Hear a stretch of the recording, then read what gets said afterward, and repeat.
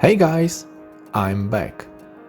In this video, I'd like to dive deeper into a topic I touched on in the previous video.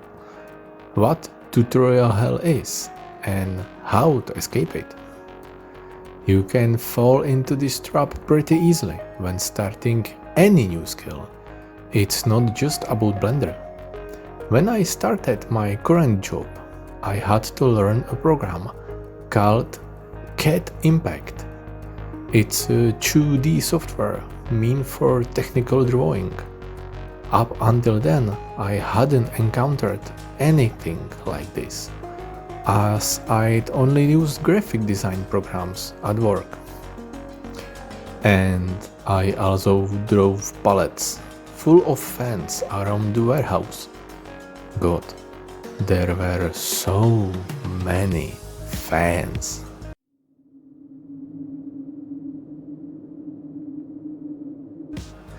But back to the topic. My former boss wasn't exactly the mentoring type, so he just shoved me the absolute basics and said, just try it will come to you. Well, it didn't. I remember being pretty desperate back then. I cared about the job, I needed the money, and on top of that, I met her. AI was the music of the future back then, so I turned to the only source I knew, YouTube. When searching, I was flooded with a ton of videos. Some dealt with the history of the software, others jumped all over the place. I even found ones trying to explain processes that I haven't used once in 10 years in the industry. But the creator was convinced they were crucial. So, am I saying it was all a waste of time and you should just play around with it? Hey, Steven, don't just play with it. Steven, stop! Well, no. In that pile of videos, I found a few that genuinely helped me. They focused on the basics. You could feel the 80-20 rule in them. Learning properly the 20%, you use 80% of the time. The catch is figuring out which 20% you specifically need. Through tutorials, I got familiar with the interface, applied the basic processes over and over at work, and built upon them. The advantage of learning program for work is that you spend at least 8 hours a day on it, which is something us working dads and moms manage maybe once a year when the rest of the family goes to visit grandma for the weekend. But back to the Blender. I don't think the tutorials you find on YouTube or other sites are bad. In the very beginning, they introduce you to the interface and the core concept of the Blender itself. The problem starts when you aimlessly copy every tutorial you stumble across, just for the feeling of doing something. How to make a realistic tennis ball? Sure, why not? How to make a light at the end of the tunnel?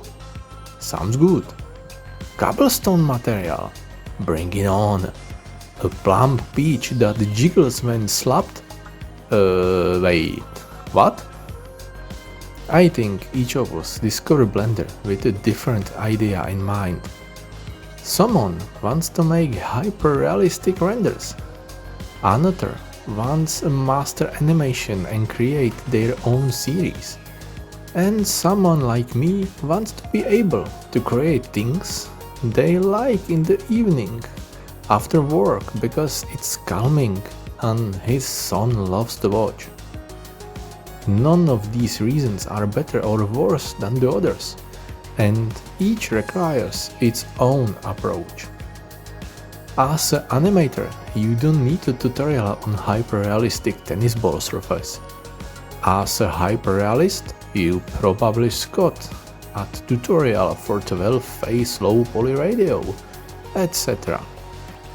Look for the tutorials that push you towards your goal. Don't randomly click everything with Blender in the title, except for my videos. Exceptions apply, obviously. I started, as I read on Reddit, the right way, with the donut. I absolutely don't mean to insult or devalue the work the creator put into this tutorial I choose, but looking back, it was a huge mistake. I was incredibly confused and felt like I was lost in a place where I didn't belong at all.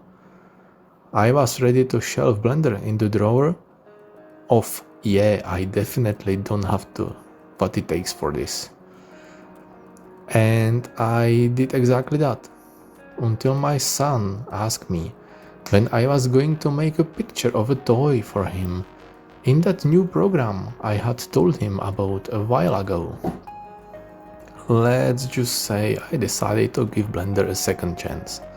Of course, knowing how to pick tutorials that push you in the right direction and then testing and learn knowledge on your own project is only one piece of the puzzle.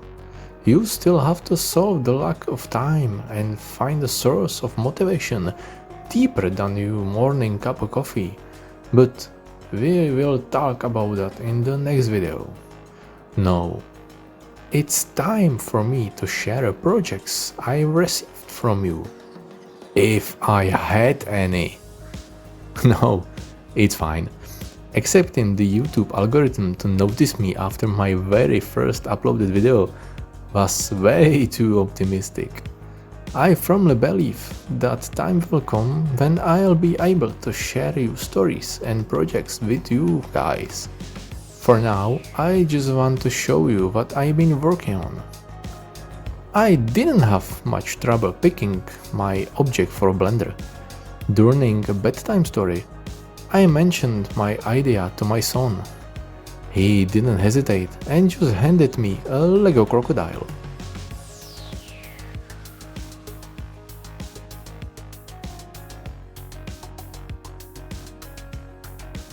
Meow. Meow.